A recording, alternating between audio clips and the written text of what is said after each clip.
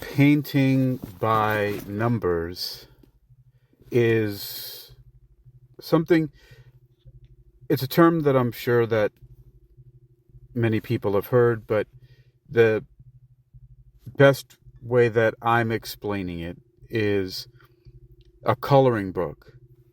And let's just imagine the most simple coloring book of all, where it's just a page that is cut into 4 pieces. So a line straight down the middle vertically and a straight across the middle horizontally.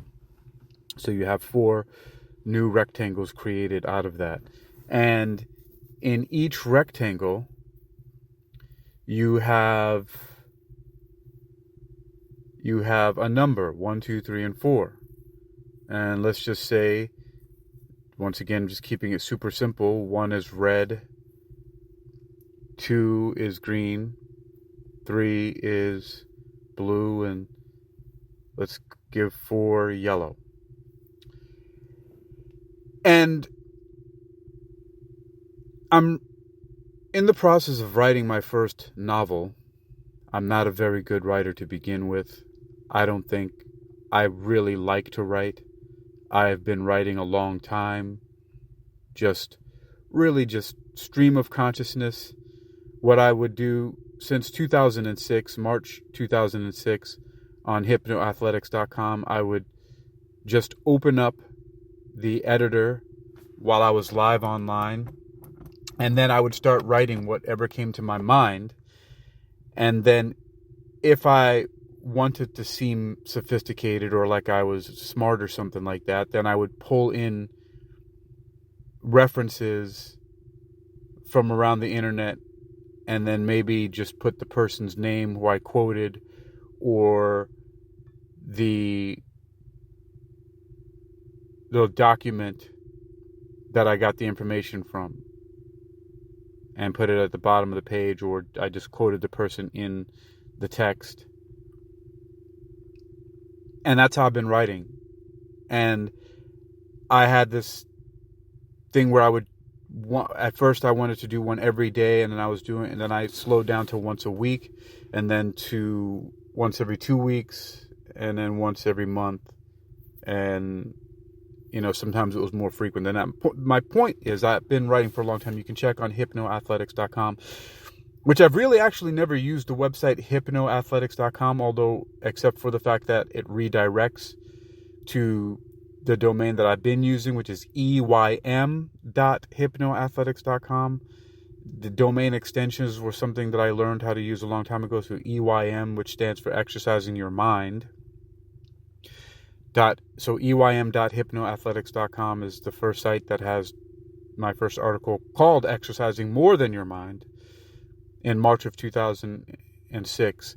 And then my second website is exercisingyourmind.com, and that one's been online since 2007. Again, just reiterating, I've been writing for a long time. I know that I'm not really good at it. I'm passionate about it. And maybe I shouldn't say that I'm not good at it. Maybe I am really good at it. I'm really good at writing in the really unconventional way that I write. Because maybe I am good and really great at writing because a lot of people have commented on my writing over the years to me personally, because I would share my writing with people that I knew. For some reason before, a lot of people used to really respect and read my writing on my websites a lot more than it seems now. But I also think that I've become a little bit more, in some ways, recluse, or I also have grown more sophisticated in my writing and the stuff that I look back at it, and it feels like if a person who is just really strung out on drugs or alcohol and they're going out and just misbehaving, that's what a lot of my writing looks like to me now when I look at it. So I think maybe there's a little bit of embarrassment, maybe, that I don't really have a lot of stuff that I want people to see. There's things that I reference.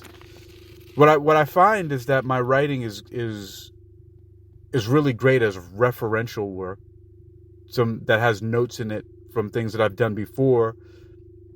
that I can update, which actually just gave me a really great idea. Yeah, it's got a really great idea. Okay. Anyway, so I started talking about 5 minutes ago. I mentioned paint by numbers and the rectangles and, red, green, blue, yellow. And I have this book. I'm writing my first novel, which is really a very difficult thing to do. But I found this book. I believe, I'm going to look at it. It was published in 2023 as far as I know, or maybe earlier. Let's see. It is... Wow, no, it's actually earlier than that. Huh. So, this is 2016 by the editors of Writer's Digest. And it's Writer's Digest Books, an imprint of Penguin Random House, LLC. Okay, so... And the book is called The Complete Handbook of Novel Writing. Everything you need to know to create and sell your work. And the way I've been painting by numbers, so to speak, is I've been writing by chapters here. So this book, well, I don't know why. Is this bookmark really as far as I've gotten in this book? It can't be. Well, maybe actually it is. So I'm at chapter 24, or article 24 in here, which is only a page 163 out of a little more than 500, it looks like. In this book that has coffee spilled on it from Badass Coffee in Virginia Beach. Let's see where the actual text ends here. So at the page of permissions starts at 505. All right. Maybe details you don't really need to know. However, as I've been writing my novel, which for now the working title is called Axiom of the Self, and you can access one chapter of the book on worldreadingclub.com, and it's on worldreadingclub.com. Let's take a look here. I don't even know what I titled it, but I'm just going to go to worldreadingclub.com real quick on my tablet. I like to do things real time. Oh, and I think I actually have to... Yeah, so it's called launching the... Oh, no, there's one called Launching the Uniquilibrium Bookstore, a Badass Coffee Exposition. But no, that's actually the bookstore that is connected to my books.buy account. No, so Axiom of the Self, a novel, chapter 1 is online. I published it on December 20th. And there's an update. And so I've given just a few people that I've physically encountered face to face, because on the site you only have chapter 1, but if you want to read more, you can read the entire act 1 on the link in the menu that's called Axiom Novel, but it requires a password.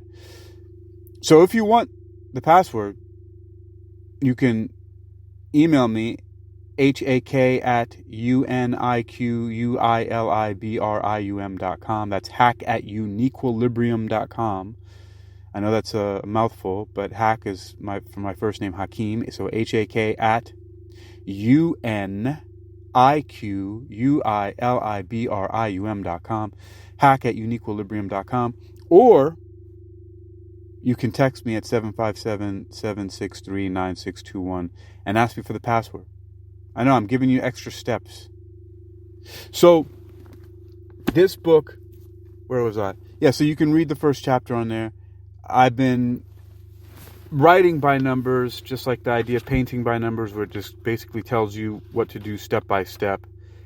And so, a couple of these I weren't necessarily, they were more about getting into the mindset. And yeah, like, so there's the first 5 on here. So 5 is called by Donald Mass. Is called Fire Up Your Fiction, Igniting Your Novel with Passion and Purpose. That is not something that I directly put as a tactic or a technique in the book. But I think that the first thing that I started is by Paula Mounier. I think it's going to be Mounier. I think that just sounds better. Mounier or Mounier, that doesn't sound right. Paula Mounier, I like that. Paula Mounier, I'm going to use that. It seems to be French. It just sounds better. It's spelled Munier. Anyways, so 6, The Hero's Journey, implementing the classic storytelling model. I think that might have been where I first started, where it talks about refining the 3-act structure. I think I may have actually started putting that in there. Then there's chapter 7 is the 2 pillars of novel structure, how to build a sturdy platform for your story by James Scott Bell. Oh yeah, so I think these are still some of the more abstract things, but it started to bridge with 6 and 7 into the more concrete and practical things that I started putting in. So like 8, for example, is weaving in a seamless backstory, creating the tapestry of your character's past, by Karen Dion, and which is one of the reasons why the novel, I use my real name, my degree in metaphysical sciences, people that I've met at cafes that I've gone to, different things in my life, law enforcement, and it's based roughly around what might be called the scientific MacGuffin. Is a paper that I published called The Eternality Axiom. And if you don't know, the MacGuffin is a term I think came from Alfred Hitchcock when I did some research the other day about it. Is basically something that helps to drive the story, even though it may not necessarily be directly named, even though in this story I do eventually. So that's part of what I'm talking about, weaving a seamless backstory in 8 by Karen Dion. And moving on, 9 is the essential end game structure techniques for ending your novel effectively. I think I made a note of that, and I have an idea for where I'm going. I've created something called a story Bible, which helps me to bring it to an end.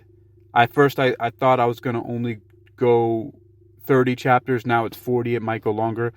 And I did that because a novelist that I know, Jessie, she's writing a novel, and she definitely inspired me a lot to take this path.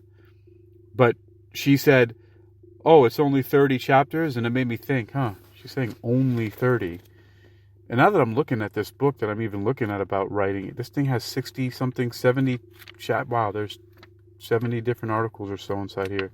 So, and one of my excuses was I am only doing that many because it's my first one and I don't want to overwhelm myself. And she was totally the opposite. Oh, I'm going all in with the chapters. And some of the books that she's introduced me to in the rom-com and romantasy genres, Cupidity and The Fourth Wing. And then there's some of them that I discovered on my own from Nora Roberts. Summer Cove is one of them. Great books. I think they might have a lot more chapters but I extended it to 40 chapters. Plus, I felt like I needed the room. I needed to expand the second act to get in more detail because I want to build it up. So it's a metaphysical thriller, mystery, psychological thriller, little Philip K. Dick style kind of in there. And I wanted to really just expand it and draw it out because there's some good suspense and some good pacing, I think, that's going on in there. So chapter 10 in here is called Supporting Stories, Adding Depth to Your Novel Through Subplots. That's Jessica Page Morell. I haven't really done a lot of that yet. And that reminds me, one of the things that I'm thinking is I'm also wanting to figure out, I don't think anybody cares about my character. It's interesting for me to read it because the pacing is good, but I think it's also just because I wrote myself into it and so many things similar. to my life, but I haven't really made many subplots yet. There's a lot of characters. So we've got a detective, we've got 2 baristas, we've got 2 vigilantes, and then 2 main leaders of a faction. So how many people is that? So far I got the detective, the 2 baristas, the 2 factions, the 2 vigilantes. That's 7 right there. And then me, that's 8. There are more. There are a few characters that pop in and out in some action scenes. So there's a good cast. I think now that I'm looking at this, I need to read that chapter on the subplots again. Okay, so now we got behind the scenes, 5 techniques for crafting stronger scenes by James Scott Bell. I definitely know that I put that in there. He's got make your dialogue flow, cut or hide exposition, flip the obvious, apply the closed eyes technique. Now, what is that? Describing physical setting in rich detail is crucial to a vivid scene. Yeah, do that. Okay, and so then there's a second part of so there's character study by Alice Hoffman, populating your fiction with an authentic cast. I definitely know that I used that one. I think I did a lot of stuff on character, because now that I'm looking at this, I feel like I paid a lot of attention to this second part of the book about characters. Chapter 13 is Unearthing Your Character, Drilling Down the Core Personality by Jeff Gerke. And I don't know if that's how you pronounce his name. Chapter 14, The Outer Limits, How to Stretch Your Character. I definitely did that. Character and context, conflict. I wouldn't do this if I didn't have to. Yeah, permission, as long as you say it's okay. Deceit or disclosure. Yeah, so I definitely put a lot of that, and I definitely remember really reading those in depth. 15, Complicating Your Characters, Creating Complex Motivations and Backstories by Joseph Bates. Deepening the protagonist character, deepening the antagonist. I definitely read that and applied some of these things here. Status, that was a big one that I definitely put in there. And I used it to a detriment of myself. As a protagonist, I actually went against intentionally some of the things that this says, because in the story, you'll see the dynamic between myself and the detective. The detective in the story, Detective Smith, takes a lead role in the story, but there's a reason for all of that. Chapter 16 says status. Yeah, so I did that. Variable status is key to dimensionality. Word choice determines characterization. Protagonists need opportunities to be heroic. And then the main introduction, chapter 17, revealing your character's key elements from the start. That's Jordan Rosenfeld. So there's a lot that I pulled out of here. Let's see. And then it goes into transform your novel into a symphony. Symphony is 18. How to orchestrate theme, emotion, character, and more. I think I need to read that one again. Let's see. What parts does it have here? Theme, your novel's melody. Yeah, I remember reading this, but I was really tired when I did. Your ensemble, a stage full of voices. Yeah, tempo, dynamics, and mood, powerful tools. Your finale, emotion amplified. Yeah, I think I need to get some more emotion in there. Chapter 19, something to say, weaving theme into your novel by Donald Mass. Again, having something to say, building a theme step by step. Yeah, these are I'm going to have to look at some more. 6 powerful ways to maintain suspense. I definitely know that I've applied that specifically in the pacing. Make your setting a character. I definitely know I applied that for sure. Make your setting a character. And who's the author of that one? It's Donald Mass again. Make your setting. How to create rich, immersive story worlds. I'm working on that. And then, strengthening the conflict. I definitely applied this. How to fuel your novel with complications. That I'm getting really good at. Chapter 23, 7 Tools for Talk. Tinkering with your character's dialogue by James Scott Bell. I definitely know I applied techniques from that for sure. Choosing the best POV for your story. And that's where I stopped. That one's by Nancy Kress, but I haven't actually read through that. I think I got through couple parts of it, but didn't quite go through there yet.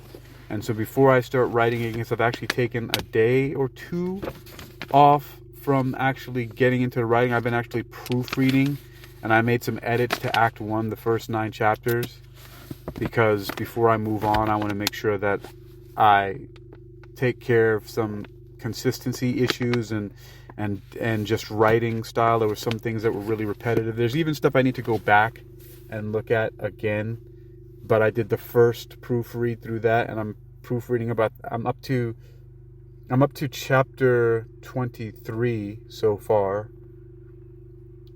and there's a lot of work that needs to be done. So been writing by numbers, the numbers of these chapters. Basically just I wrote and then I went over it and edited according to the things that I've been learning from this book. This is the way that I'm doing it, because I need to do it to get it done. I'm going to publish it. I'm going to put it out there. I'm going to create a series, and damned if I do, damned if I don't. So I'm just going to get it out there, and that's it, and I'm going to keep going. This is something I've been doing for a long time. Like I said, you can check it. I'm not just, I have receipts, as they say, actual receipts of paying GoDaddy since 2006, and you can see that I've been writing, and I've got things published since March of 2006 on my websites, Hypnoathletics and exercisingyourmind.com 2007. And so I'm not going anywhere. I'm going to keep doing it regardless.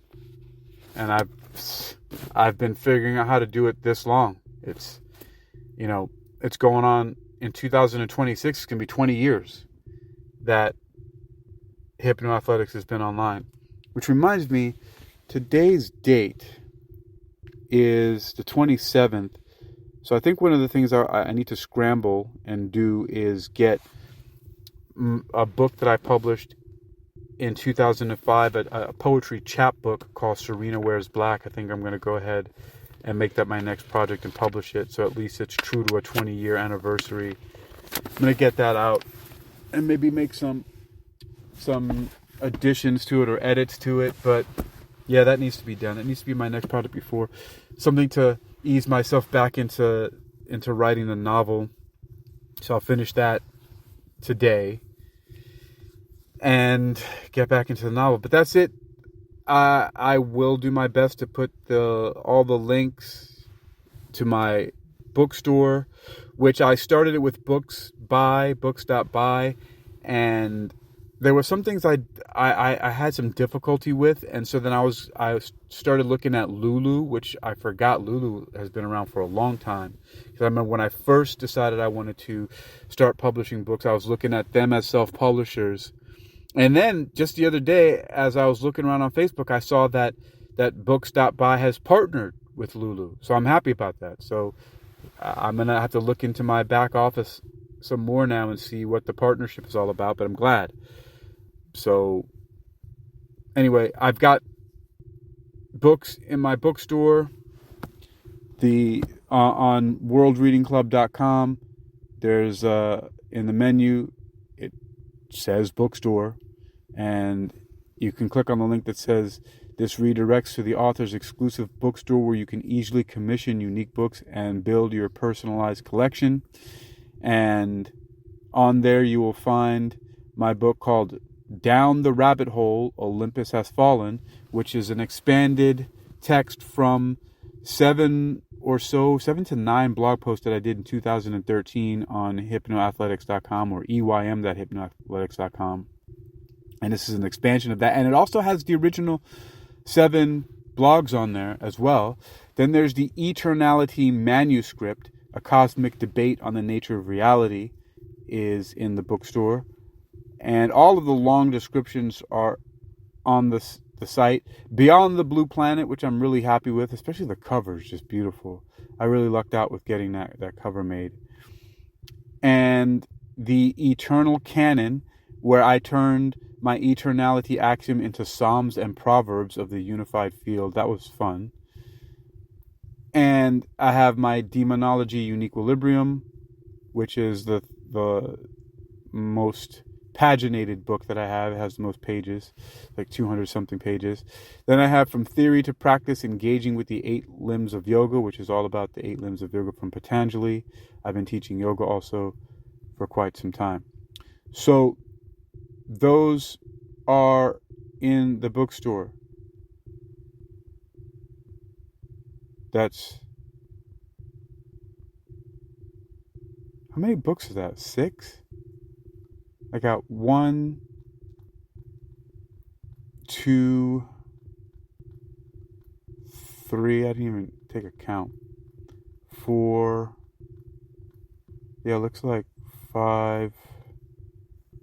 Yeah, there's 6 books in there. There were 7, but I left exclusively All That Blooms Must Die on Amazon, which, to be completely transparent, you can find for free on World's Reading Club somewhere, and also on ResearchGate. So it was my PhD thesis, and I just changed the title and turned it into a book.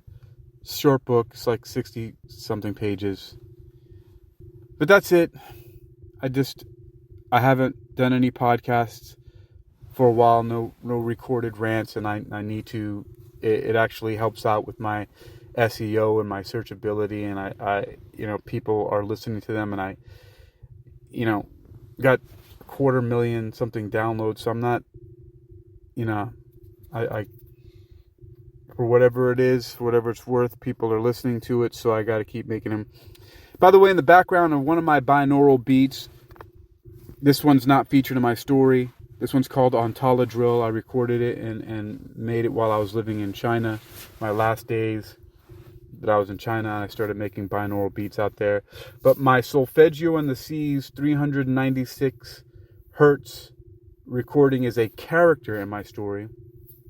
And if you email me or text me, like I said, hack@unequilibrium.com or 757-763-9621 to get the password for the Axiom novel protected reading page that has all of Act 1, which are the first 9 chapters, on worldreadingclub.com. Then you'll see the frequency is embedded there. I think that there's also some other stuff I eventually want to embed on that page and make it exclusive for my insiders, but I don't know what that's going to be yet. I have a lot of work to do.